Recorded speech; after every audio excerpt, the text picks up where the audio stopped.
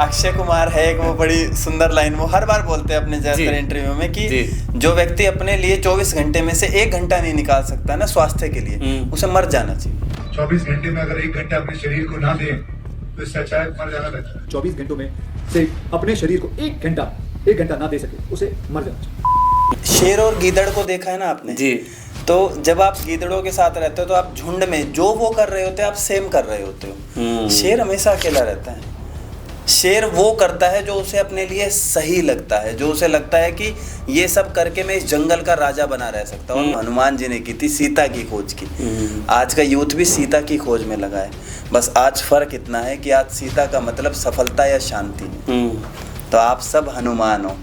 3 minute का meditation किसी भी व्यक्ति को कितना ही स्ट्रेस हो रहा है, डिप्रेशन एंजाइटी कितना ही हो रहा है, विदिन 3 मिनट जस्ट सीधे बैठ जाइए, 20 ब्रीथ, कमर सीधी करके यहाँ से 20 breath forceful in and out. It like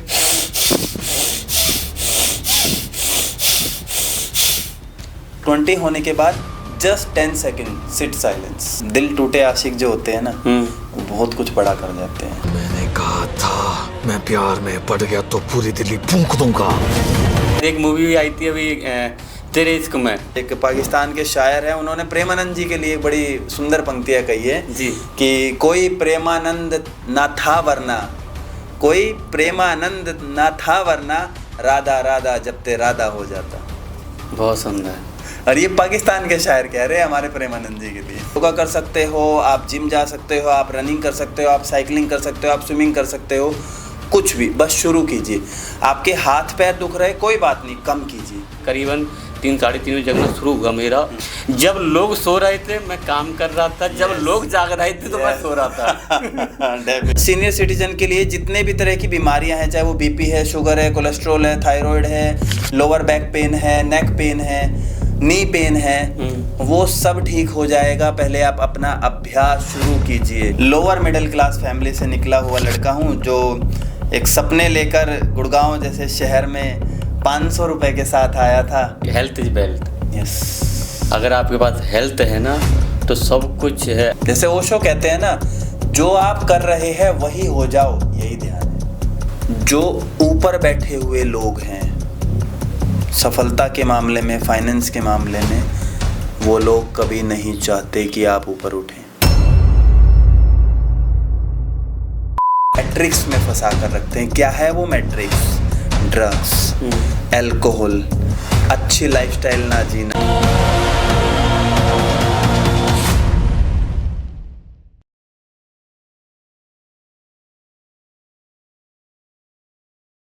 नमस्कार, आप सभी का स्वागत है विवेक शर्मा टॉक शो में। आपका होस्ट विवेक शर्मा, आप देख रहे हैं विवेक शर्मा टॉक शो। आज के बहुत ही special guest grand master Akshay Anand ji, जो कि एक लाइफ कोच और योगा टीचर हैं।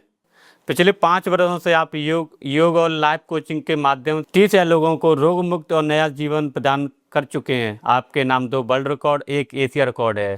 पहला वर्ल्ड रिकॉर्ड 10 मिनट में 113 सूर्य नमस्कार और दूसरा वर्ल्ड रिकॉर्ड 24 घंटे में 343 किलोमीटर की साइकिलिंग।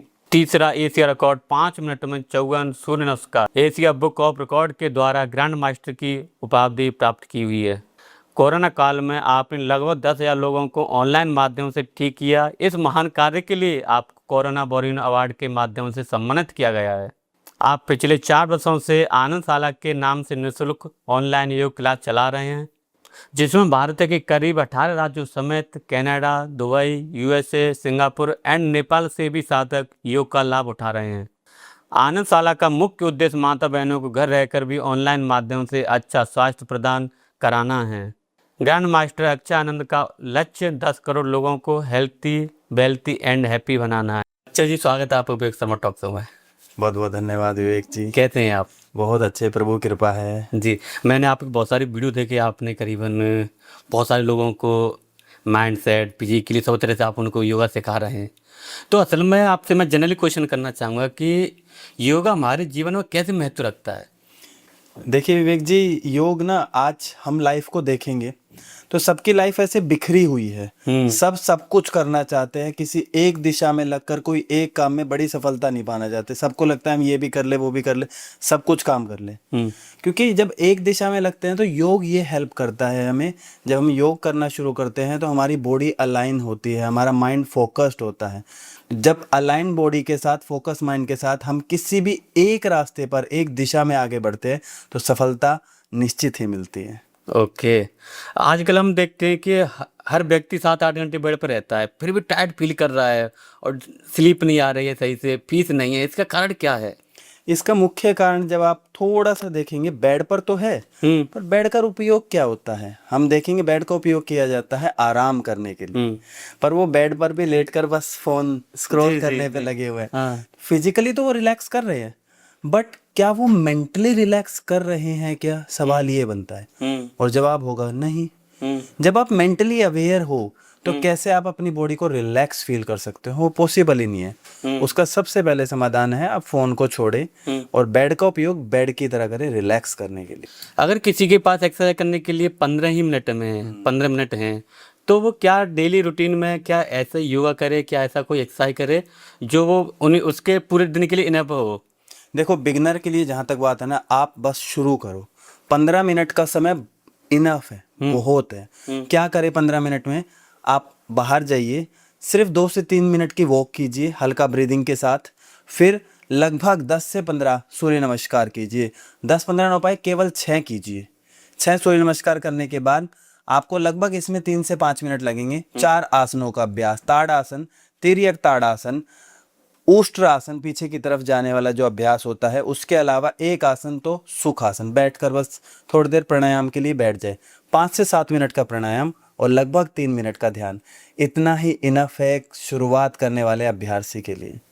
आजकल यूथ में घबराहट, ओवर थिंकिंग इतनी ज़्यादा क्यों बढ़ रही है? योगा, मेडिटेशन इसको कैसे कंट्रोल कर सकता है? घबराहट और ओवर थिंकिंग बढ़ने का जो मुख्य कारण है वो है 2 चीज़ें।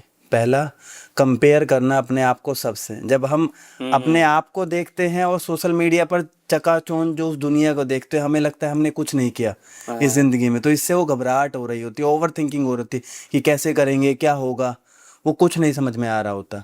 और दूसरा होता है जब आप किसी भी नेगेटिविटी में पड़ जाते हो तो आप उसकी और गहराई में डूबते चले जाते हो, एक नदी की तरह आप उसमें चले गए और आपको तैरना नहीं आता है, आपको वहां से निकलना नहीं आता, तो आप डूबते चले जाएंगे। ये 2 मुख्य कारण हैं।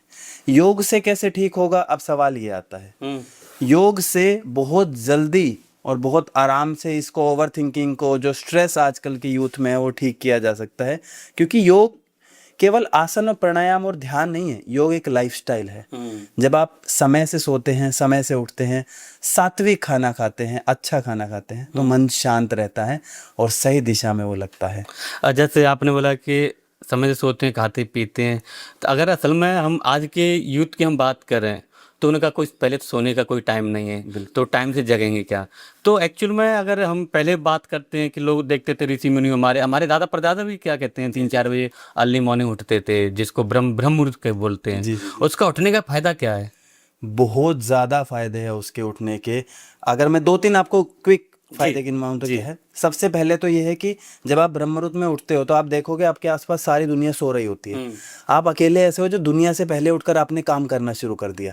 तो सफलता जहाँ किसी इंसान को 10 दिन में मिलनी है ना, तो वो 2 दिन में पा सकता है।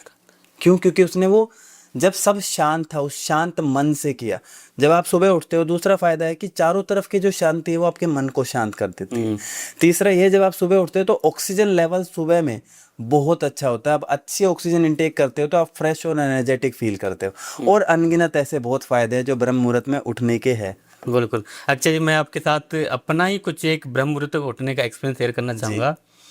आज भी चाहे कितनी भी सर्दी हो, चाहे कितनी गर्मी पड़ रही हो, कैसा भी मौसम हो, मेरे को 3-3:30 बजे जगना ही आज तक का रिकॉर्ड है। कि जब मैं आज से 15 साल पहले जाऊं, क्योंकि जब हम थोड़ा किशोर अवस्था थी, जब हम नए नए शहर में आते हैं और नई नई चीज़ें देखते हैं, लोग 12-12, 2-2 बजे तक जग रहे हैं, मोबाइल चला रहे हैं, तो मैंने उस चीज़ को देखा कि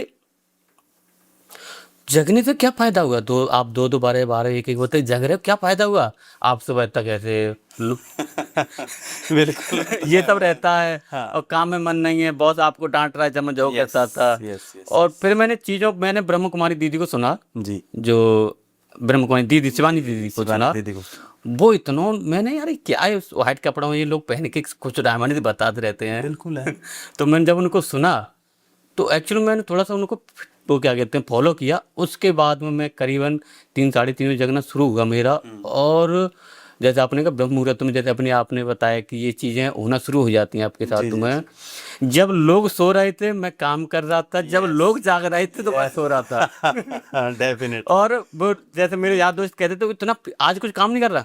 मैंने कि आप जब जगते हो ना उससे ज़्यादा मैं काम कर चुका हूँ। Yes yes yes yes. तो लोगों को ये अपने जीवन उतारना चाहिए कि आप सुबह जगो, अर्ली मॉर्निंग, फ्रेश जो ऑक्सीजन है उसको लो, वातावरण को निहारो। जब कोई नहीं है, सब शांत सोए हुए, आप जग रहे हो, उसमें आपकी जो माइंड की जो फ्रीक्वेंसी बहुत तेज रफ्तार काम करती है, जिससे आप कुछ भी सोचते हैं ना। जैसे आपने क्या सफलता का नाम लिया कि 10 दिन मिलने में उसको 2 दिन मिले, ये डेफिनेटली मिलती है। वो संभव है बिल्कुल। अब मैं आपसे एक छोटा सा एग्जांपल दूं जी कि शेर और गीदड़ को देखा है ना आपने जी।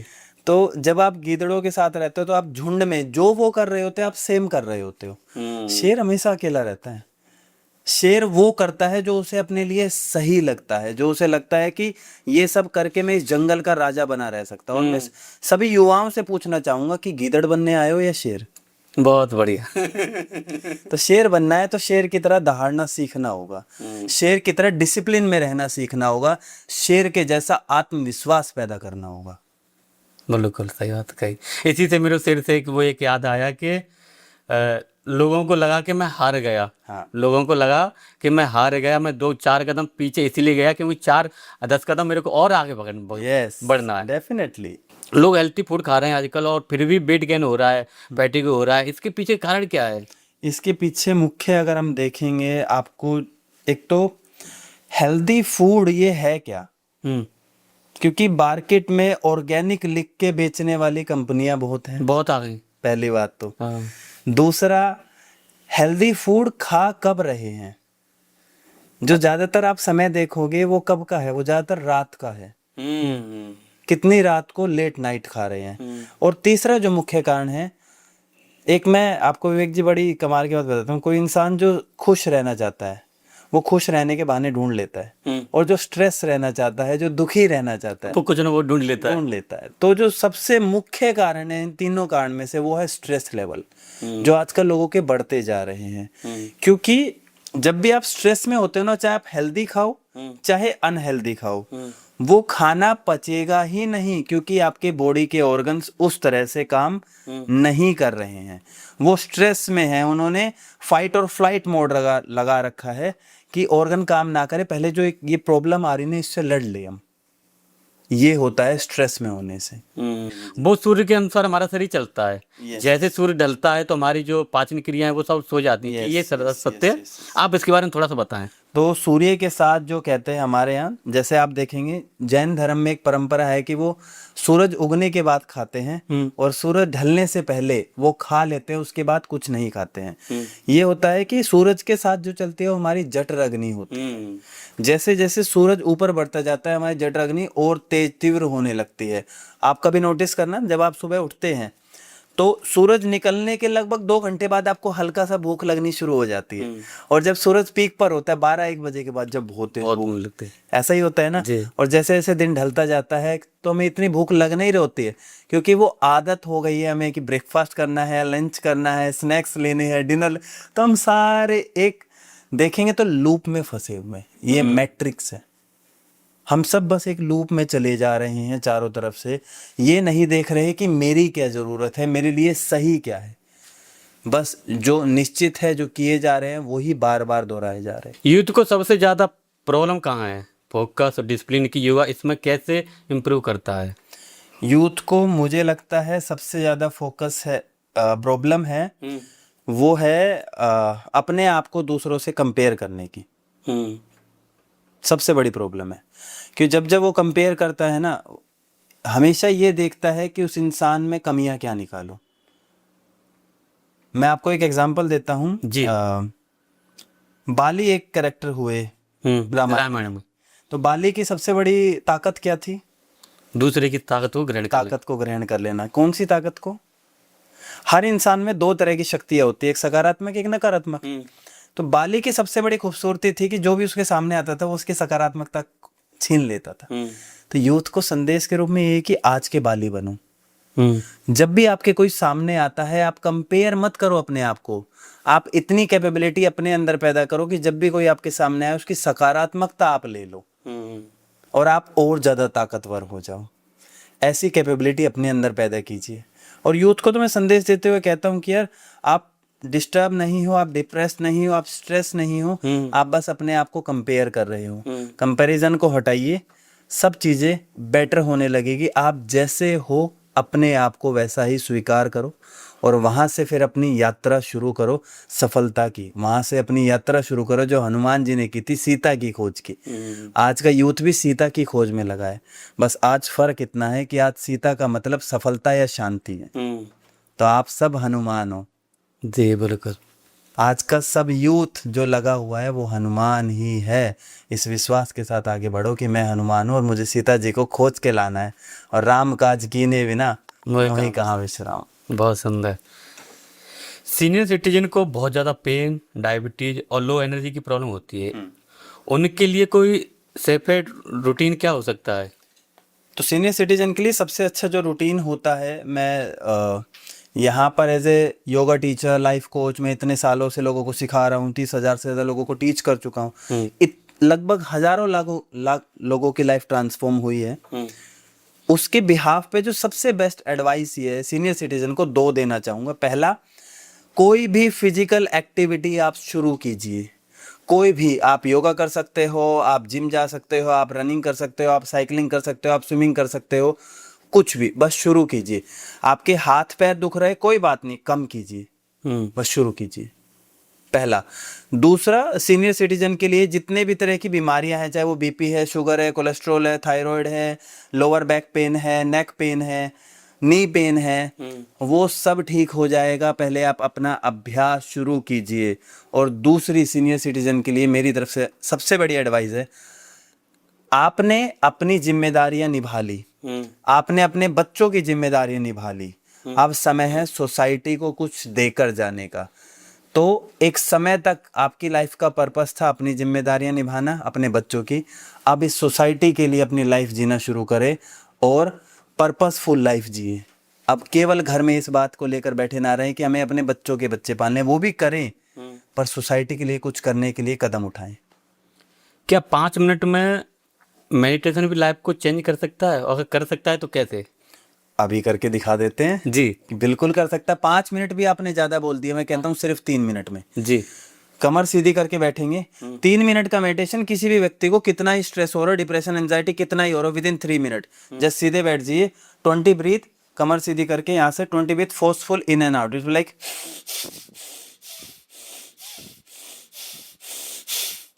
20 होने के बाद just 10 second sit silence. After 20 just do it again. कितनी देर? सिर्फ 1 मिनट के लिए योगिक डीप ब्रीदिंग। एक ऐसी पावरफुल प्रैक्टिस जो किसी भी व्यक्ति को कितना स्ट्रेस, एंजाइटी, डिप्रेशन हो, विद इन 2 to 3 मिनट आराम होने लगेगा। और विद इन 6 मिनट आपको ऐसा लगेगा जब मैं बहुत अच्छा फील कर रहा हूँ, लाइट फील कर रहा हूँ और ठीक हो गया हूँ। कैसे योगिक deep breathing? 4-5 second inhale, 4-5 second exhale. It is be like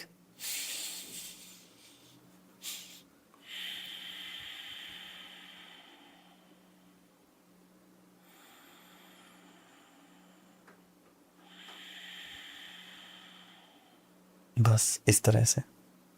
आपने 5 मिनट कहा था, हमने 3 मिनट का मेडिटेशन ही ना। बिल्कुल बिल्कुल। आजकल लोग हम देखते हैं कि फिजिकली तो बहुत हैं और मेंटली कहीं ना कहीं वो थक चुके हैं। इसका मेन रूट क्या है और कैसे इसको खत्म किया जा सकता है? फिजिकली नो डाउट एक्टिव है आज के लोग, पहले की अपेक्षा काफी अच्छा कर रहे हैं। मेंटली जो टायर्डनेस देखेंगे ना, तो आप विवेक जी नोटिस कीजिए कि जब से हम टेक की तरफ, टेक्नोलॉजी की तरफ बढ़े हैं, तो हमारी फिजिकल एक्टिविटी बहुत कम हो गई है। हम बहुत ज्यादा अपने आप को मेंटली एग्जॉस्ट कर रहे हैं। एग्जॉस्ट करना क्या होता है किसी भी चीज को?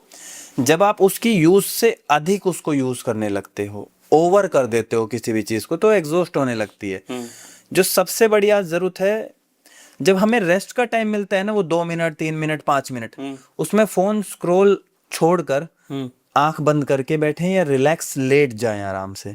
जैसे जैसे आप अपनी लाइफ को, एक वर्ड मैं आपको देता हूँ, स्लो डाउन करना शुरू करेंगे, वैसे वैसे आप मेंटली रिलैक्स रहना शुरू हो जाएंगे। जैसे जैसे आप अपनी लाइफ में, दूसरा वर्ड दे रहा हूँ, साइलेंस लाना शुरू करेंगे, वैसे वैसे आप रिलैक्स, काम, फोकस्ड, एनर्जेटिक फील करेंगे। पहला वर्ड था स्लो डाउन योर लाइफ। खा रहे हैं तो आराम से खाइए, चल रहे हैं तो थोड़ा आराम से चलिए, बात कर रहे हैं तो थोड़ा आराम से ठहर कर बात कीजिए। Slow down. And the second one is silence. Be silence, just enjoy your own moment. अगर किसी की लाइफ में क्लैरिटी, पर्पस नहीं मिल रहा है, तो क्या मेडिटेशन उसको सही कर सकता है? बहुत ज़रूरी है, करना ही चाहिए जी। क्लियरिटी और पर्पस ऑफ लाइफ क्या होता है, ये ना एक मोमेंट पे डिपेंड होता है। जैसे आपने, मैं एग्जांपल देता हूँ, दिल टूटे आशिक जो होते हैं ना, वो बहुत कुछ बड़ा कर जाते हैं। हाँ, और शायद एक मूवी भी आई थी अभी, तेरे इश्क में। हाँ। उसमें कुछ कहता है कि तेरे इश्क में पड़ गया ना तो कुछ दिल्ली को आग लगा था। तो अब इसमें बताता हूँ, होता क्या है, जब आप इस दुनिया की सारे डिस्ट्रैक्शंस को हटाकर कोई एक चीज पकड़ते हैं और उस एक चीज के पीछे इतनी जोर से पड़ जाते हैं ना कि अब मैं इसको करके ही रहूंगा, तो क्लियरिटी और पर्पस ऑफ लाइफ क्लियर होता है आपको। हाँ, और क्लियरिटी कैसे आए, वो है मेडिटेशन। क्योंकि मेडिटेशन जो है, मैं ये बात कर रहा हूँ ना, जब आप दुनिया की सब चीजों को, जो नॉइस है, ये जो शोर हो रहा है, इसको हटा देते हैं, मेडिटेशन उसमें हेल्प करता है। और सरलतम तरीका है क्लियरिटी लाने का, इस फोक को, इस नॉइस को, इस धुएं को हटा देने का अपने ब्रेन से जो चल रहा है अपने आसपास। सबसे सरलतम तरीका है मेडिटेशन करना। ओके। जैसे जैसे आपके अंदर क्लियरिटी आती जाएगी, अपने आप को लेकर सबसे पहली क्लियरिटी, दूसरी है अपने काम को लेकर। क्योंकि यहाँ विवेक जी, मैं बता दूं, किसी भी इंसान के लिए ये थोड़ा सा सुनने में ऐसा लगता है कि ऐसे कैसे हो सकता है, बट सच ये है, किसी भी इंसान की सबसे पहली मोहब्बत मेरे हिसाब से कोई होनी चाहिए तो वो उसका काम होना चाहिए। क्योंकि आपका नाम पूछने के बाद यदि कोई इंसान कुछ पूछता है तो ये पूछता है आप करते क्या, और आपका काम डिसाइड करता है, उस काम में की गई मेहनत डिसाइड करती है आपको इज्जत कितनी मिलेगी, आपको लोग कितनी अच्छी नजर से देखेंगे, ये आपका काम डिसाइड करेगा। तो लड़का हो चाहे लड़की हो, सबसे पहले मोहब्बत, काम जी, यही आपकी लाइफ का पर्पस। ले लो, जो आप काम कर रहे हो उस फील्ड में राजा बन के दिखाओ। अगर आपको किसी इंसान की लाइफ इम्प्रूवमेंट करनी हो तो क्या 3 हैबिट होंगी, जैसे स्लीप, डाइट और माइंडसेट, तो इनमें से क्या करेंगे आप? तो मैं सबसे पहले, अगर लाइफ इम्प्रूवमेंट के लिए ट्रांसफॉर्म बताता हूँ, मैं केवल इम्प्रूवमेंट नहीं, लाइफ ट्रांसफॉर्म कैसे होगी। तो सबसे पहला काम अगर कोई करने है आपको, तो अपने आप से पहले मोहब्बत करना शुरू करो। आप जैसे हो अपने आप को वैसा स्वीकार करो। आपको कुछ अच्छा नहीं आता, मान लो नहीं आता मुझे, ठीक है। आपको फिजिकली आप अच्छे नहीं दिखते, मान लो पहले नहीं दिखता मैं। जिस दिन सबसे पहले अपने आप को स्वीकार करो। दूसरा काम, जब आपने अपने आप को स्वीकार कर लिया जैसे आप हो, अब संकल्प लो कि यहाँ से मैं अपने आप को आने वाले 3 महीने में या 6 महीने में ट्रांसफॉर्म करके दिखाऊंगा। और ट्रांसफॉर्म करने के लिए सिर्फ 4 चीजों पे काम करना है। स्लीप सबसे पहला, दूसरा डाइट, तीसरा प्रैक्टिस, योगा, मेडिटेशन, एक्सरसाइज, और चौथा माइंडसेट ट्रेन करो। बस ये 3 काम। पहला, accept yourself the way you are. Second, take a sankalp कि मैं अब से इस चीजों को ट्रांसफॉर्म करके दिखाऊंगा। 4 चीजों पे, food, diet, sleep, exercise and mindset. बिल्कुल। अच्छा, ये हम बहुत कुछ देख रहे हैं आजकल, लोग ना जिम जा रहे हैं और फिजिकली बॉडी बना रहे हैं। क्या वो जो जिम का जो एक टारगेट है, जो पूरी इंडस्ट्री है, उन्होंने इसको बिजनेस बना लिया है? तो थोड़ा सा पीछे जाके देखेंगे, आपको पता चलेगा कि ये जो प्रोटीन, आज चारों तरफ हम ये नॉइस सुन रहे हैं प्रोटीन की, मैं ऐसा नहीं कह रहा जरूरत नहीं है, पर क्या आपको ऐसा लगता नहीं कि ओवर इन्फॉर्मेशन हो गई है? एक एथलीट में और एक सिविलियन में, दोनों में फर्क होता है। मतलब एक जो नॉर्मल इंसान लाइफ जी रहा है, जो एक गृहस्थी आदमी है, एक एथलीट को मैं मान सकता हूँ प्रोटीन, सब चीजों की, कार्ब्स, फैट, सब चीजों की जरूरत है। पर एक सामान्य व्यक्ति जो जी रहा है अपनी लाइफ, जिसे एक नॉर्मल एक्सरसाइज करने की डे टू डे लाइफ वो बेटर करता रहे, वो सेम प्रोटीन अपने खाने से ले सकता है। उसे किसी डब्बे की, उसे किसी पाउडर की, इन सब चीज़ों की ज़रूरत नहीं है। हाँ, ये बात थोड़ा कड़वा सच है, बट प्रोटीन इंडस्ट्री और जो आजकल हम देख रहे हैं ये अपने चारों तरफ, इनने बिजनेस बना दिया है। जो प्रोटीन पहले एथलीट लेते थे, आज वो सभी के लिए अवेलेबल है। चाहे छोटा बच्चा है उसको ही प्रोटीन, इतनी डेफिशिएंसी हो गई हमारे देश में। क्या सही बात है। मतलब इतनी कैसे हो गई? और भाई प्रोटीन को डाइजेस्ट करने के लिए आपको फिजिकल एक्टिविटी भी तो करनी होगी ना, कहाँ कर रहे हैं हम? मूवमेंट तो है ही नहीं ना आजकल टाइम में। यही है बस। आज की यूथ के पास सब कुछ है, फोन, मनी, कंप्यूटर, फिर भी वो स्ट्रेस में पड़ रहा है, क्यों? तो सब कुछ सारी चीज होते हुए भी। Yes yes yes yes. अब क्या होता है कि विवेक जी, जब हमारे पास बहुत ऑप्शन हो जाते हैं ना लाइफ में, हाँ। तो जिसके पास ज्यादा ऑप्शन हुए ना वो कुछ कर नहीं पाया। अच्छा। कारण क्या है कि 10 चीजें हो गई। अब कहते हैं ना कि भाई अगर आपको जीवन में आगे बढ़ना हो तो एक नाव पर सवार होकर आगे बढ़िए। अब 10 की 10 नाव पर एक साथ पैर रखेंगे तो आगे नहीं बढ़ पाएंगे। आज फोन है, आज लैपटॉप है, आज सारी सुविधाएं हैं। सुविधाएं होने के बाद भी कितने युवा, मैं आपसे पूछता हूँ, इतना बड़ा या कुछ अच्छा कर पा रहे हैं, अपनी अपने परिवार की लाइफ को ट्रांसफॉर्म कर पा रहे हैं? सोसाइटी तो बहुत दूर की बात है। क्योंकि आप जो ले रहे हो सोसाइटी से, आपका खाना किससे आ रहा है? सोसाइटी से ही तो आ रहा है। आप हवा कहाँ से ले रहे हो, आप पानी कहाँ से ले रहे हो? सोसाइटी से तो ले रहे हो, आप नेचर से ले रहे हो। आप रिटर्न क्या करके जाओगे? सवाल यहाँ ये है। अपना और अपने परिवार का तो अगर थोड़े कड़वे शब्दों में मैं कहूँ, जानवर भी कर लेते हैं। जानवर और मनुष्य में फिर फर्क ही क्या है? अपने और अपने परिवार के लिए तो जानवर भी सोच लेगा ना। आप मनुष्य हो तो मैं अपने हर स्टूडेंट को एक चीज सिखाता हूँ, स्वास्थ्य सबसे पहले है। स्वास्थ्य मिल गया तो स्वावलंबन की ओर काम करे, सेल्फ डिपेंडेंट बनाए अपने आप को, कुछ लोगों को काम दे, इतना अर्न करे, इतना अर्न करे। स्वास्थ्य आ गया, स्वावलंबन आ गया, अब सेवा की तरफ आगे बढ़ जाए, क्योंकि वो सेवा ही है जो आपके जीवन को आनंद से भर देगी, खुशियों से भर देगी, प्रेम से भर देगी। बिल्कुल। मैंने किसी के साथ एक पॉडकास्ट किया था, तो मैं इस बात को मैं ही बोलता हूँ कि हेल्थ इज वेल्थ। यस। अगर आपके पास हेल्थ है ना तो सब कुछ है। अब भाई साहब वो बोले कि वो भाई कि किसी के पास पैसा ही नहीं तो हेल्थ का क्या करेगा? अरे भैया, जिनके पास पैसा है वो बगैर हेल्थ कुछ खा नहीं पा रहे हैं, किस बात का पैसा हो? बिल्कुल है। क्या होता है विवेक जी, जो चीज सब जगह अवेलेबल होती है ना, उसकी इज्जत नहीं करते इज्जत लोग। नहीं करते। पर ये नहीं पता होता वो कितनी महत्वपूर्ण है। जैसे कोरोना टाइम में, मैं आपको एक एग्जांपल दूं तो कोरोना टाइम में आप देखेंगे ऑक्सीजन तो सब जगह थी, है ना, फिर भी सिलेंडर बिक रहे हैं। सिलेंडर बिक रहे थे ना। एक सिलेंडर जो नॉर्मली मुश्किल से 1500-2000 का आना था, वो 50-50 हजार का बिक रहे हैं। क्यों? और कोरोना टाइम में सबसे ज्यादा लोग कौन स्वस्थ रहे, किसने सबसे ज्यादा लाइफ को एंजॉय किया? वो लोग नहीं जिसके पास सब कुछ था, वो लोगों ने एंजॉय किया जिसके पास स्वास्थ्य था। और किसके पास था? गांव के लोगों के पास। शहर के लोगों के पास सब कुछ था, पर फिर भी कोरोना में कितने डिप्रेस रहे। और गांव के लोगों के पास कुछ नहीं है, सुविधा के नाम पे कितने मस्त थे। क्यों? फर्क सुविधा का या असुविधापूर्ण जीवन जीने का नहीं है, फर्क स्वास्थ्य का है, फर्क माइंडसेट का है, फर्क जीवन शैली का है।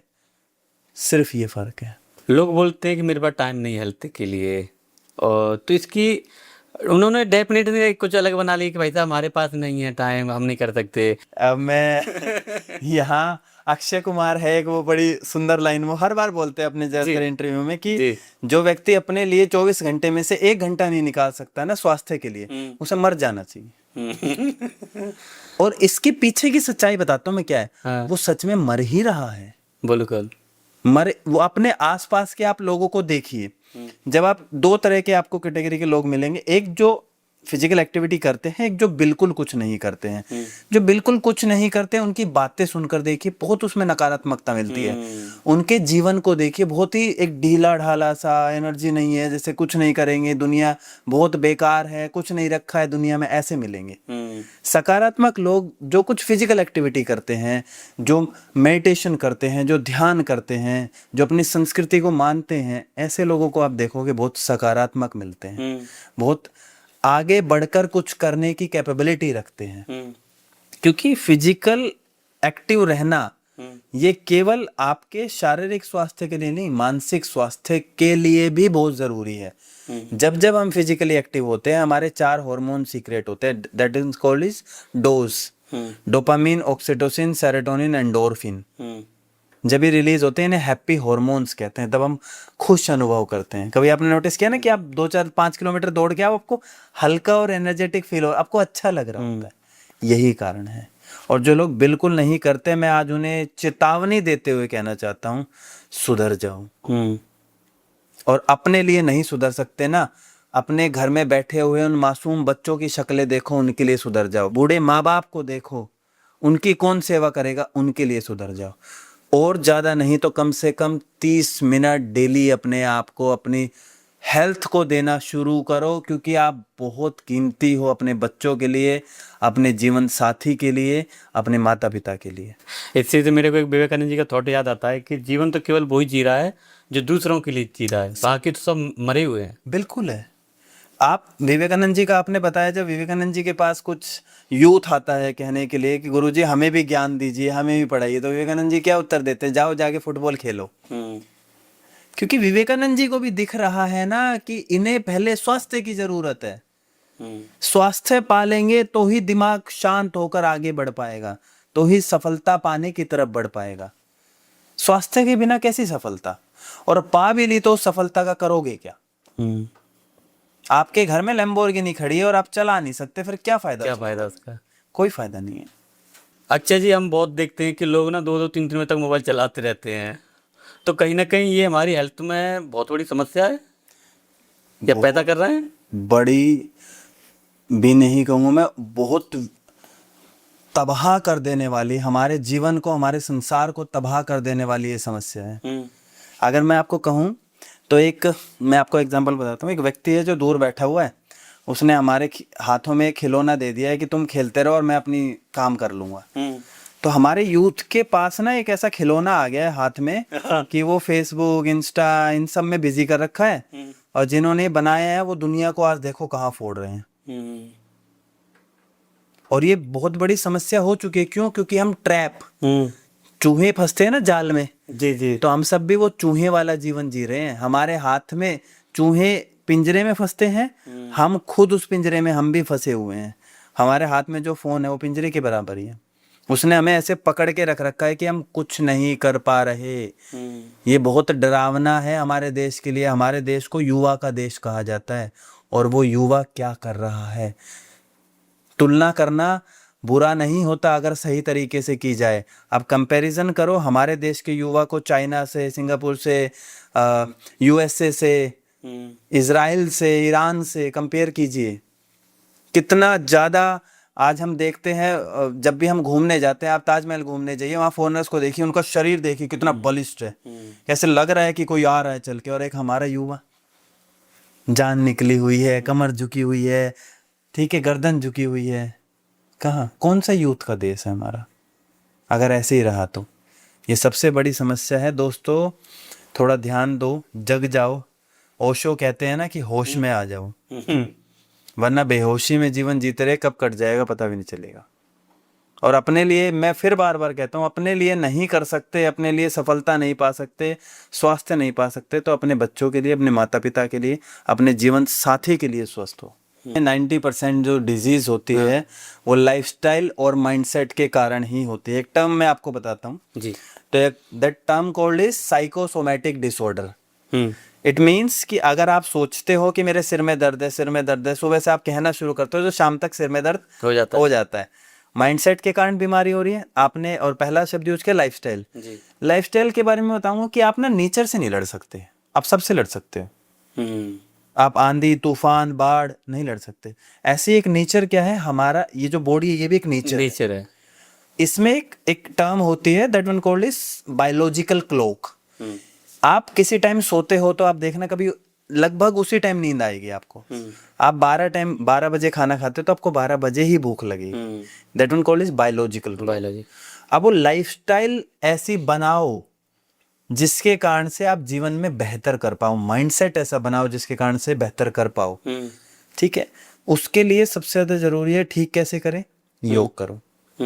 योग को अपनी जीवन शैली बनाओ। क्यों? क्योंकि अगर आप योग करने लगोगे तो आपको समय से उठना होगा, और समय से उठने के लिए समय से सोना जरूरी है। बिल्कुल।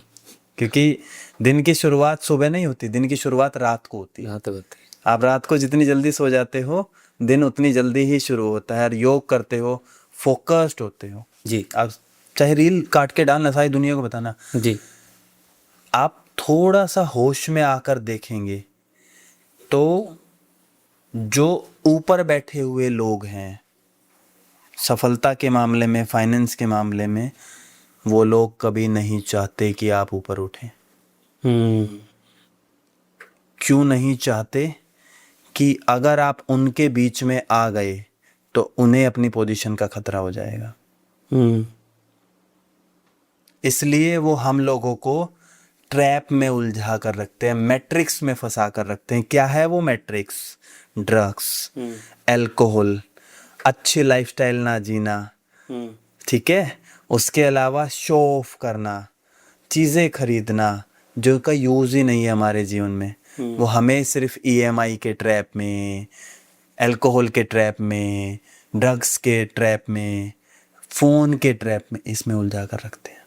They don't want that you achieve that level। और दोस्तों, निकलो इस ट्रैप से बाहर। ये मौका है आपके पास, जाकर बैठो उनके साथ। बिल्कुल। जो ऊपर बैठे वो नहीं चाहते कि हम आगे बढ़े। अच्छा, मैं आपसे एक सवाल पूछता हूँ विवेक जी, आप मुझे एक छोटा सा आंसर देना जी। आप एक मान लीजिए एक सेक्टर में रहते हैं, सेक्टर 4, ठीक है, उस सेक्टर में कुछ प्रवासी लोग बाहर से आकर रहने लग गए, और वो लोग आपके लाइफस्टाइल को, जो सेक्टर 4 का लाइफस्टाइल है, स्टैंडर्ड है, वो उसको मैच नहीं कर रहे हैं। क्या आप उन्हें रहने दोगे वहाँ? नहीं। क्यों? लोग इंसान ही तो है वो भी, आप क्यों नहीं रहने दोगे वहाँ? क्योंकि वो हमारा माहौल, जो माहौल है उसको खराब कर रहे हैं। Yes, exactly the same. जो वहां बैठे हुए लोग हैं, दे डोंट वांट कि उठकर आए और दूसरा कोई फेसबुक बनाए, उठकर आए दूसरा कोई इंस्टाग्राम बनाए। They don't want. आपको लड़ना होगा, आपको वो अपनी जिद पैदा करनी होगी कि हम भी कर सकते हैं, तो ही उस स्थान तक हम पहुंच सकते हैं, वरना तो हम सब यहीं उलझ कर रह जाएंगे। जब आप नहीं चाहते तो यार वो लोग कैसे चाह लेंगे कि आप उठकर उन तक आ जाएं? कैसे पॉसिबल है? नहीं है। क्या सच में मॉर्निंग रूटीन लाइफ चेंज कर सकता है, या फिर सोशल मीडिया पर trend? 110% morning routine lifestyle change कर सकता है, लाइफ चेंज, ट्रांसफॉर्म कर सकता है। वो इंसान को राजा बना सकता है। कैसे? जब भी कोई इंसान सुबह उठता है, अपने आसपास शांति देखता है, तो क्या पाएगा वो कि इस शांति में मैं प्लानिंग करूं, मैं कैसे आगे बढ़ा जाए, इस चीज को प्लान करूं। ठीक है, आज trend, Instagram trend, social media trend क्या चलाया गया? आराम से उठने वाले लोग राजा होते हैं, मूर्ख होते हैं। बिल्कुल। क्यों होते हैं? आप समझिए यार, देखो विवेक जी, काम कर रहा है कोई इंसान रात को, तो मैं जायज समझता भी हूँ। कोई इंसान मान लीजिए काम से 8 बजे फ्री हो गया, अब वो 102 बजे रहा है, बेकार। क्या कारण है उसका? कोई वजह नहीं है, कोई ऐसी वजह नहीं है, बस सिर्फ फोन में लगा हुआ है, बैठकर बातें कर रहा है, और फिर वो सुबह उठता 10 बजे है। ट्रेंड तो ये चलाए गए ना बर्बाद करने के लिए, हमें, हमारे युवाओं को तबाह कर देने के लिए। क्यों? क्योंकि उन्हें पता था, मैं किन लोगों को, जो ऊपर बैठे हुए हैं, कि ये जल्दी उठ गए तो ये लोग क्या कर देंगे, हमारे लेवल पे आ जाएंगे। जैसे जो सबसे बड़ी चीज मैं आपको यहाँ बताना चाहूंगा कि जो बर्बाद की गई हमारे देश में, वो था हमारा एजुकेशन सिस्टम। मैकाले को पता था कि अगर ये गुरुकुल पे आ गए सभी लोग, ये पूरी दुनिया में विश्व विजेता और क्या बन जाएंगे, सिरमौर बनकर रहेंगे। विश्व विजेता भारत बनकर रहेगा, विश्व गुरु बन जाएगा। तो उसने सबसे पहले क्या तबाह किया? हमारा एजुकेशन सिस्टम। और एजुकेशन सिस्टम क्या था? रात को 10 बजे सो जाना, सुबह 4 बजे उठना, उठते ही बाहर जाना, सैर करना, योग अभ्यास करना, उसके बाद अपनी सुबह की पूजा पाठ अर्चना करना।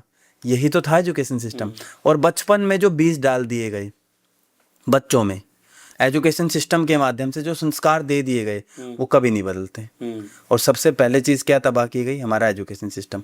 मैं आज भी इस चीज़ की गारंटी 100% लेके कह सकता हूँ, ये मॉडर्न एजुकेशन सिस्टम में जो हम बच्चों को ATM बना रहे हैं ना, इसे छोड़कर गुरुकुल में डाल दो भैया, मैं गारंटी दे रहा हूँ आपकी आंखों से आंसू आएंगे जिस दिन वो बच्चे आके आपके दंडवत होकर पैर छुएंगे माँ बाप के। वरना कौन सा मॉडर्न एजुकेशन का बच्चा बता दीजिए पैर छू रहा है आपके? और माँ बाप के लिए इतना कि बच्चों को संस्कार दो, कार तो वो खुद खरीद लेंगे। लोग बोलते हैं कि मेडिटेशन बोरिंग है। बोरिंग किस चीज़ को कहा जाता है पहले मैं ये समझना जरूरी है विवेक जी। जब भी कोई चीज़ हमसे यूजुअली हो नहीं रही होती है तो हम कहते हैं बोरिंग है, मेरे तो नहीं होगा या बेकार है। सो द थिंग इज कि हमने कितनी बार उसको करने का ट्राई किया, और ट्राई किया तो कौन सी ऐसी विधि है जो मेरे को सूट करती है। जैसे बहुत लोगों को चुप रहकर मेडिटेशन करना बहुत पसंद आता है।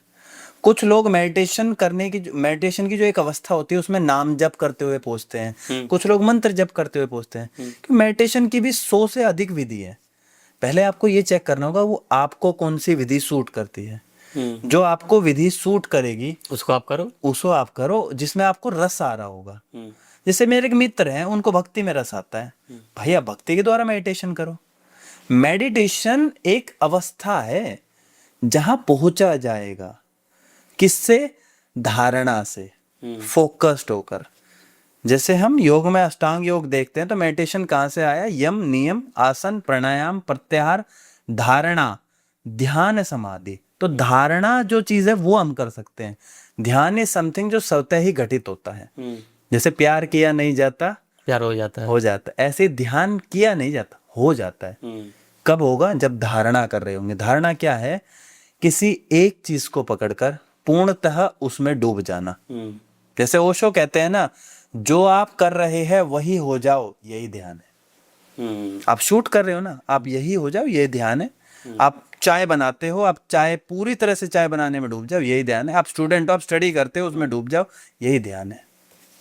अलग से ध्यान आप जो देख रहे हो ट्रेंड में बैठकर ऐसे वो एक तरीका है। आप ये देखिए आपको कौन सी टेक्निक, आपको कौन सा तरीका सूट करता है, आप वैसे ही करने लगो और ध्यान हो जाएगा घटित। आजकल यूथ को फोकस और डिसिप्लिन की सबसे ज्यादा प्रॉब्लम क्यों आ रही है? मुख्य कारण अगर मैं देखूं तो फोकस और डिसिप्लिन का कारण है सोशल मीडिया ट्रेंड। क्योंकि वो किंग नहीं बनना चाह रहा, वो कुछ और बनना चाह रहा है जो उसे दिख रहा है टीवी पर। जिसके पास लंबी लंबी गाड़ियां है, लंबी लंबी बाइक है, खूब सारे पैसे है, वो बनना चाह रहा है।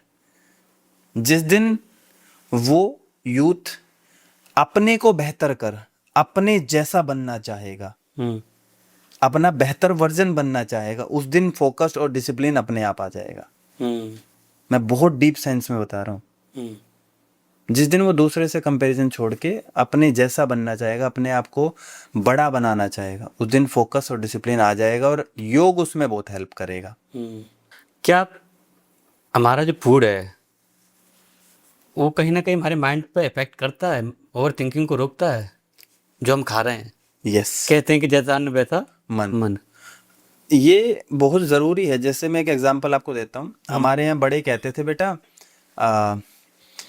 माँ के हाथ का खाना जब आप खाते हो उसमें एक अलग ही टेस्ट आता है, जबकि बाहर आप होटल पर जाकर खाते हो तो वो उससे बेहतर लगता है हमें टेस्ट में, पर माँ के हाथ का खाना माँ के हाथ का खाना। क्यों? क्योंकि माँ जो खाना बनाती है उसमें ये भाव होते हैं, उसमें प्रेम होता है कि मेरा बच्चा बड़ा होगा, इससे उसका पोषण होगा, इससे वो अच्छा महसूस करेगा। और जो बाहर बना रहे होते हैं वो क्या भाव होते हैं? जल्दी जल्दी बिके और बेच के पैसे कमाए। क्योंकि खाने पर भावों का बहुत फर्क पड़ रहा होता है। जो बना रहा होता है उसके जैसे भाव होंगे, खाना वैसा ही होगा। और जितना सात्विक का जो सरलतम अर्थ है वो मैं बता देता हूँ, घर का बना हुआ खाना। सात्विक में दो चीजें होते हैं कि एक तो शुद्ध और दूसरा अच्छे भावों से बनाया गया खाना ही हमको पोषित करके हमारे मन को शांत रखता है। वरना किसी को डाउट हो जिस दिन आपकी माता या जिस दिन कोई भी घर पे गुस्से में खाना बना रहा हो, आप वो खाना खा लो और मैं गारंटी दे रहा हूँ ये विश्वास के साथ कि थोड़े दिन में आप भी चिड़चिड़े हो जाओगे, इरिटेट रहने लगोगे। कारण क्या? क्योंकि वो इरिटेशन के साथ खाना बनाएगा, वो गुस्से के साथ खाना बनाएगा। खाने में भाव होते हैं और वैसा ही हमारा मन चलने लगता है। सीनियर सिटीजन के लिए सबसे पावरफुल योगा प्रैक्टिस क्या है? उनकी एनर्जी, मोबिलिटी और इम्प्रूव कैसे करें?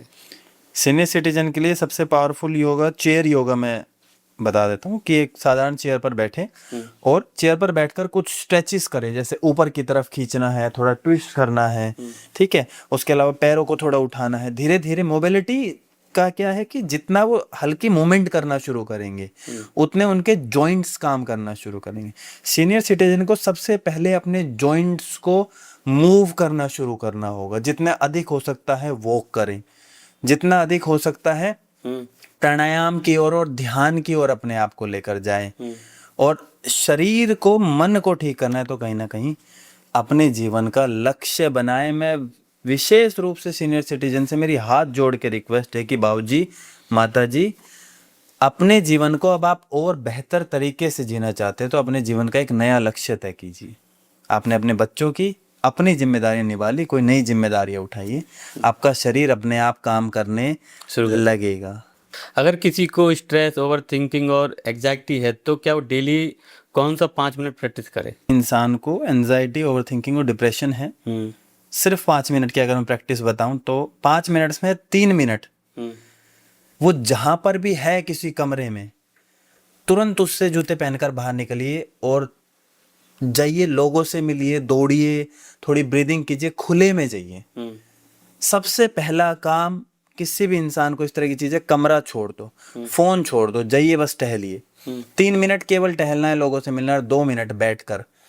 मैं आज बहुत पावरफुल प्रैक्टिस एक दे रहा हूँ जी, वो है नाम जप। आपको शिव पसंद है तो ओम जपे, आपको राधा पसंद है तो राधा जपे, आपको कृष्ण पसंद है कृष्ण जपे, आपको राम पसंद है राम जपे। सिर्फ उनको पकड़कर बैठ जाएं ये सोचकर कि यही मेरा बेड़ा पार लगाएंगे। क्योंकि नाम जप में वो वाइब्रेशंस होती है, वो सकारात्मक शक्तियाँ होती है जो किसी भी बड़े से बड़े मानसिक गड्ढे में हम फंसे हुए वहां से निकाल के ला देगी हमें। ये पावर है नाम जप की। राधा राधा राधा राधा। बड़ा सुंदर एक पाकिस्तान के शायर हैं, उन्होंने प्रेमानंद जी के लिए बड़ी सुंदर पंक्तियां कही है जी कि कोई प्रेमानंद ना था वरना, कोई प्रेमानंद ना था वरना, राधा राधा जपते राधा हो जाता। बहुत सुंदर। और ये पाकिस्तान के शायर कह रहे हैं हमारे प्रेमानंद जी के लिए। कोई स्वामी प्रेमानंद ना था वरना, राधा राधा जपते राधा हो जाता। तो आप भी हो जाओ। बिल्कुल। अगर किसी इंसान को 30 डे में अपनी लाइफ ट्रांसफॉर्म करनी हो तो आप कौन सी 3 हैबिट रिकमेंड करेंगे? 30 डेज में अगर किसी भी इंसान को लाइफ ट्रांसफॉर्म करनी है तो सबसे पहले मैं 3 चीज़ें उन्हें बताता हूँ कि वो करें, उनकी लाइफ ट्रांसफॉर्म हो जाएगी। पहला तो टाइम से सोना शुरू करें। अपने आप को बहुत ज़रूरी है लगभग 6 से 8 घंटे की नींद देना, और 12 से जितने पहले आप सोते हो, हर घंटे की नींद 2 घंटे के बराबर होती है। तो कोशिश करें आप 9 या 10 बजे सो जाएं और सुबह 5 बजे उठे। पहली हैबिट कि सोने और जगने का टाइम ठीक करें। दूसरी हैबिट मैं देना चाहूँगा कि सुबह उठकर लगभग 30 से 40 मिनट अपने शरीर को दे फिजिकल एक्टिविटी के रूप में। और तीसरी हैबिट जो मैं देना चाहूँगा वो है कि दिन भर में एक सात्विक और सहज खाना खाएं, जो बहुत शुद्ध हो, जो बहुत प्योर मन से बनाया हुआ हो, वो खाना खाएं। सिर्फ 3 चीज़ें। ओके। सिर्फ 3 चीज़ें। और एक एडिशनल जो इन तीनों को बूस्ट कर देगा वो है अपने जीवन का कुछ लक्ष्य तय करें। कुछ लक्ष्य समझ नहीं आ रहा है तो जो काम आप कर रहे हो उसमें कैसे टॉप पे पहुंच सकते हो वो फिगर आउट करें, उसके बारे में सोचे, उसका चिंतन करें। फिर ये 3 हैबिट में एक बूस्ट मिल जाएगा। अक्षय जी, अगर डेली रूटीन में किसी को सप्लीमेंट लेना हो, उसको बाहर के प्रोडक्ट नहीं यूज करने हैं, वो घर में ही जैसे दाल वगैरह कुछ लेना हो, तो क्या रिकमेंड करेंगे आप उनके लिए? देखो, मैं हर एक चीज़ के, जैसे एक एक अलग अलग मैं आपको बता जी। देता हूँ। अगर आपको मल्टीविटामिन आप लेते हैं तो उसका अल्टरनेट क्या हो सकता है, हमारे पास सीड्स मिलते हैं, हमारे पंसारी की दुकान पर आपको मिल जाएंगे। पंपकिन सीड हो गए, चिया सीड्स हो, अलग अलग तरह के। तो 4-5 तरह के सीड लें, रात को डिप करें पानी में, सुबह खा लें या रोस्ट करके खा लें। ये हो गया सप्लीमेंट का अल्टरनेट हमारे पास। प्रोटीन का अल्टरनेट क्या हो सकता है कि आप जो अलग अलग है, राजमा, छोले, चावल, इन सब को या तो प्रोटीन सैलेड बनाकर खाएं, या दूसरा इन सब के चीला बनाकर हम खा सकते हैं। तो एक अच्छी मात्रा में हमें प्रोटीन मिल जाएगा। ठीक है, अब बात आती है फाइबर कहाँ से ले। तो दिन भर में कम से कम एक बाउल ऑफ फ्रूट या सैलेड जरूर खाएं, ताकि एक अच्छी अमाउंट में आपको फाइबर मिले। और रोटी की जहाँ तक बात है कि अब सवाल होगा कि रोटी गेहूं की खाएं या कैसी खाएं। मोटे अनाज जितने हमारे होते हैं, चना, अभी जैसे गर्मियां हैं तो चना हो गया, जौ हो गया, उसके अलावा हम मक्का गर्मियों में नहीं खाते, उसकी तासीर गर्म होती है। तो आप रागी ले सकते हैं, आपको इनसे जो जितना भी कार्ब्स है वो सब मिल जाएगा। जो धुरंधर मूवी थी उसमें आपने फर्स्ट मूवी देखी होगी, उसमें काफ़ी अक्षय खन्ना और रणवीर सिंह का बहुत अच्छा रोल था। देखो डेफिनेटली मैंने मूवी देखी। और उनके काम को मैं बहुत तारीफ करूंगा उनके। ऐसा लग रहा है कि दूसरा पाकिस्तान बना दिया उन्होंने। हाँ डेफिनेटली उनके काम की बहुत तारीफ करेंगे। और देखो ना आप विवेक जी, ऐसा काम कब हो सकता है? कोई भी इंसान ऐसा काम, इतना सुंदर काम तभी कर पाएगा जब वो अपने काम में डूबा हुआ है, जब वो फोकस्ड है, जब उसके माइंड में क्लियरिटी है। और कहाँ से आती है ये? कोई सुपरस्टार या भगवान या अलग नहीं है। आप और मेरी तरह आम इंसान है, पर आम इंसान ने अपनी मेहनत के दम पर, अपने हुनर के दम पर कितना अच्छी कलाकारी, कितना अच्छा सुंदर ऐसा नमूना प्रस्तुत कर दिया कि हमें देखने में लग रहा है कि हम वहीं बैठकर देख रहे हैं। कितना कमाल है ये। और कब आता है कि जब इंसान की लाइफस्टाइल अच्छी होती है। आप मेरे को सिंपल सवाल बताइए, धुरंधर मूवी में रणबीर कपूर का काम सब तारीफ कर रहे हैं, अक्षय खन्ना का काम की सब तारीफ कर रहे हैं। अक्षय खन्ना मन से और शरीर से स्वस्थ नहीं होता तो क्या ये काम हो जा पाता? नहीं हो पाता, क्योंकि वो लोग वो भी समझते हैं ना। आज 71 ईयर की रेखा जी आप देखो कितनी यंग लगती है। अराउंड 85-87 ईयर के अमिताभ बच्चन जी कितने यंग लगते हैं। 60 प्लस के अनिल कपूर कितने यंग लगते हैं। रणवीर सिंह का आप देखो 40 प्लस कितने यंग लगते हैं। कैसे? कोई अलग से क्रीम पाउडर नहीं है, वो बस मेहनत करते हैं, वो अच्छा खाते हैं, वो समय से सोते और जगते हैं। यही है। जैसे आपने कहा कि समय से सोते हैं समय जागते हैं, जो हम जो देखते हैं उनका जो एक प्रेम देखते हैं वो उस पर टीवी पर या सब प्यार है, सब प्यार है सब प्यार है, सब बेचने के तरीके हैं, सब बिके हुए हैं। और आप बस, मैं स्टार्टिंग में कहा था ना कि कंपेयर करना छोड़ दो भाई। यूथ को इतना ही है, आप जो हो उस अपने आप को उस लेवल पर उठा के दिखाओ, अगर दम है तो। जी, पूरा मौका है, भगवान ने 2 हाथ 2 पैर दिए हैं, आपको सपोर्ट दिया, आपके परिवार का यूनिवर्स आपको सपोर्ट करने के लिए तैयार है, भगवान तैयार है सपोर्ट करने के लिए। अक्षय जी, जो लोग इस पॉडकास्ट को देखा, जिन्होंने देखा, और आई थिंक सबको अच्छा लगा होगा, आपने इतनी यूथ के लिए मेडिटेशन, योगा, व्यायाम और आपने इतने लोगों को सिखाया है ना, तो उनके लिए आप क्या मैसेज देना चाहेंगे? मैं हर बार जहाँ भी जाता हूँ मैं यूथ को एक ही मैसेज देता हूँ कि यार अपने आप को अपने परिवार के लिए, अपने गली मोहल्ले के लिए, अपनी सोसाइटी के लिए, अपने समाज के लिए और अपने देश के लिए ताकतवर बनाओ। अपने आप को इतना बड़ा बना लो कि जब आप कहीं से गुजरो ना तो सब आपको कहें कि ये वो व्यक्ति हैं। और इसके लिए सबसे पहला काम आपको ज़रूरी है कि अपने जीवन में क्लैरिटी लेकर आइए, पर्पस अपने लाइफ का लेकर आइए, तभी इतना बड़ा बनना संभव है। और भगवान, प्रकृति, नेचर, आपके आसपास के लोग सब आपको सपोर्ट करने के लिए तैयार हैं। और इसका जीता जागता एग्जाम्पल मैं खुद हूँ, जहाँ से मैं आया था और आज जहाँ मैं अपने आप को ले आया हूँ। इसमें केवल मेरे साथ मेरी मेहनत के अलावा वो सब लोग थे जिन्होंने कहीं ना कहीं मुझे सपोर्ट किया है और मैं आज यहाँ तक आ गया हूँ, जो लगभग कई हजार लोगों के 30-40-50 हज़ार लोगों की लाइफ को ट्रांसफॉर्म कर चुका हूँ और आगे भी कर रहा हूँ। एक्चुअली जैसे आपने कहा कि मैं यहाँ से आया, तो आप थोड़ा सा अपने बारे में बताएं कि तो जो भी मुझे सुन रहे हैं, मैं आप सबको बता दूं, मैं भी आप सब की तरह ही एक लोअर मिडिल क्लास फैमिली से निकला हुआ लड़का हूं, जो एक सपने लेकर गुड़गांव जैसे शहर में 500 रुपए के साथ आया था कि कर लेंगे, कुछ हो जाएगा, और वहाँ रहकर जैसे तैसे खाना व्यवस्था की, जीवन चलाया, और लगभग पिछले 7-8 सालों में आज आप सब देख ही रहे हैं, वर्ल्ड रिकॉर्ड बनाए हैं, एशिया रिकॉर्ड है, 30-40 हज़ार से ज़्यादा लोगों की लाइफ ट्रांसफॉर्म हो चुकी है, इतने अच्छे अच्छे लोगों के फीडबैक्स है, इतने प्यार लोगों का मिला है, एशिया बुक ऑफ रिकॉर्ड ने एज ए ग्रैंड मास्टर का टाइटल दिया है। तो किसके दम पर? अपनी मेहनत और लोगों का प्रेम, साथ, सपोर्ट, बस।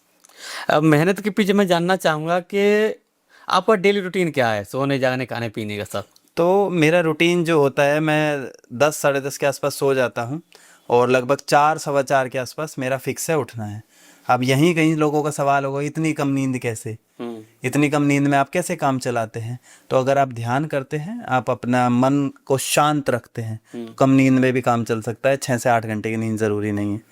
तो इतना उठने के बाद मेरा सबसे पहला रूटीन होता है, मुझे पानी का गिलास लेके बाहर खुले में बैठना होता है, आई टेक ऑक्सीजन।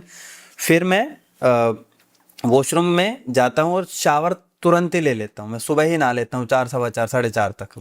और फिर उसके बाद अपना जो भी मेरे को अपना योग अभ्यास करना होता है, एक्सरसाइज करनी होती है, उसके लिए मैं निकल जाता हूँ। लगभग 4:15 तक सब चीज़ें फिनिश करके फिर थोड़ी देर ध्यान, अध्ययन और नाम जप प्रभु का, वो सब करने के पश्चात 6 बजे मैं अपना काम शुरू कर देता हूँ। आपके वाली बात कि जब दुनिया उठती है मेरा काम ख़त्म हो चुका है। तो मैं 6 से 10 काम करता हूँ और लोगों को ट्रांसफॉर्म करता हूँ, उनके माइंडसेट को, उनके जीवन को और बेहतर बनाने को उन्हें प्रयास करता हूँ। उसके पश्चात मेरा पूरा दिन कंटिन्यू चलता है। दिन में अध्ययन, थोड़ा विश्राम, दिन शाम को फिर वही लाइफ की लोगों को सपोर्ट करना, उनकी लाइफ ट्रांसफॉर्म करना। मेरी लाइफ में सबसे मुख्य जो चीज़ मैं ध्यान रखता हूँ कि मैं खुद से सबसे पहले प्रेम करूँ। दूसरा, मैं किसी को भी कुछ कहने से पहले अपने जीवन में वो चीज़ें उतारूँ और अपने जीवन को बेहतर बनाऊं ताकि उन चीज़ों का महत्व हो। तीसरा, मैं थोड़ा सा आलसी हूँ फ़ोन के मामले में, तो मैं ज़्यादातर फ़ोन अपने से दूर ही रखता हूँ। बहुत बढ़िया। ये आलसी नहीं है, ये अवेयरनेस है। मेरे को मज़ा आता है किताबों के साथ समय बिताने में। मेरे को मज़ा आता है अपने प्रिय लोग जो हैं, मेरे आसपास जो लोग हैं, उनसे बातें करने में, उनके साथ मिलने में। मेरे को मज़ा आता है बाइक उठा के ट्रैवल पे निकल जाने में। मैं एंजॉय करता हूँ फ्लूट सीखने में, कुछ ना कुछ नया करते रहना मेरे को बहुत खुशी देता है। मैंने आपका स्टेटस भी देखा, कहीं दूर कहीं दूर चलता रहता है मेरा। तो ये लगभग पिछले 7-8 सालों से कहीं दूर लगातार चल रहा है ये। मैं किसी को नहीं बताता कहाँ जा रहे हैं, बस कहीं दूर। बहुत बढ़िया। आपका बहुत बहुत धन्यवाद करता हूँ कि आपने इतनी सारी लोगों के लिए अवेयरनेस दी। और आई थिंक ये पॉडकास्ट बिगिनर, हमारे साथ सिटीजन कोई भी हो, एवरीबॉडी, सबके लिए बहुत ही ज़रूरी है। और इस पॉडकास्ट को आप भी देखें और आपके मिलने वाले हैं उनको ज़रूर शेयर, क्योंकि अक्षय जी ने बहुत कुछ बातें बताई हैं जो कि हमारी लाइफ को कैसे ट्रांसफॉर्म करती है और कैसे उसको चेंज करती है। आई थिंक कि सबसे बड़ा जो रूटीन है, आप अपने सोने पर ध्यान रख लो, माइंड सेट हो जाएगा, सब कुछ मिल जाएगा। ऐसा अक्षय कुमार भी कहते हैं। जी जी जी, एक्टर हैं अक्षय कुमार भी कहते हैं कि मैंने उनका एक वो भी सुना था कि मैं 8 बजे के बाद कभी खाना नहीं खाता। हाँ। क्योंकि अब मेरे को भी पता था ये, तो उन्होंने बताया कि आपकी बॉडी जो है ना वो 8 बजे का सो जाती है, आप कितना भी खा लो आपका पेट गुम सा रहता है। मिलेंगे किसी दूसरे पॉडकास्ट में, जब तक के लिए हरे कृष्णा। हरे कृष्णा, राधे राधे।